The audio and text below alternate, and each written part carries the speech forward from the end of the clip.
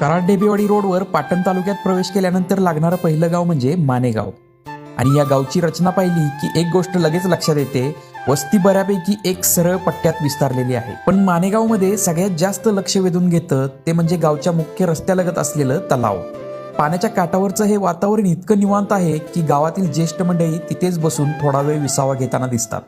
कोणाच्या गप्पा सुरू असतात, कुणी निवांत आजूबाजूचं वातावरण पाहत बसलेलं असतं. मानेगावच्या डोंगरावर वसलेली इंजाई देवी म्हणजे गावची आराध्य दैवत आहे.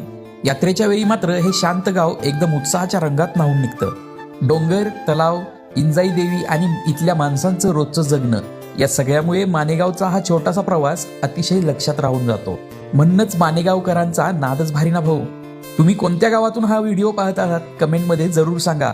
आणि तुमच्या गावचा व्हिडिओ करायचा असेल तर लवकरात लवकर कमेंट करून हा व्हिडिओ शेअर करायला विसरू नका. आणि सगळ्यात महत्त्वाची गोष्ट म्हणजे आपल्या या लाडक्या पेजला फॉलो करायला विसरू नका.